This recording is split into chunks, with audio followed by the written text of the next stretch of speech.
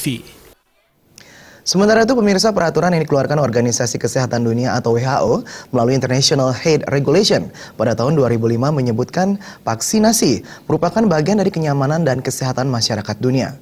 Namun kondisi berbeda terjadi di Indonesia karena vaksin sulit dicari dan dibatasi sehingga memunculkan kasus pemalsuan vaksin seperti yang terungkap baru-baru ini.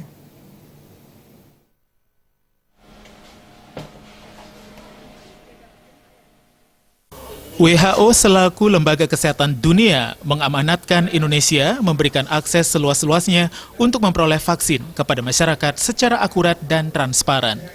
Presiden Kesatuan Pelaut Indonesia Dewo Nyoman Budiase menilai Indonesia terlalu menutup diri tanpa alasan yang jelas dalam hal memenuhi kebutuhan vaksin bagi warganya. Padahal WHO dengan jelas menegaskan pemberian vaksin merupakan kewajiban bagi negara untuk menjamin kesehatan masyarakat. Namun ketidakjelasan regulasi mengakibatkan vaksin dari luar negeri sulit masuk ke Indonesia. Padahal ketersediaan vaksin di dalam negeri tidak mencukupi. Dampaknya vaksin sulit diperoleh. Jika vaksin tersedia, biayanya dibebankan kepada masyarakat.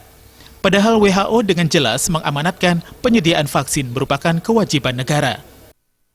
WHO sebagai badan tertinggi di dunia untuk di bidang kesehatan sebenarnya sudah mengeluarkan peraturan tentang vaksin itu melalui International Health Regulation di tahun 2005 sebagai pengganti IHR tahun 1969.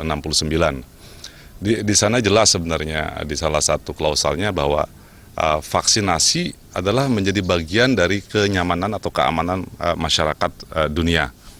Jadi pada saat itu WHO mengamanatkan kepada seluruh anggota WHO termasuk Indonesia untuk memberikan akses yang lebih seluas-luasnya kepada masyarakat secara akurat dan transparan. Kesulitan dan keterbatasan vaksin di Indonesia juga dinilai sebagai pendorong oknum yang tidak bertanggung jawab membuat dan mengedarkan vaksin palsu. Trimaja dan Anggaratana, Bali TV.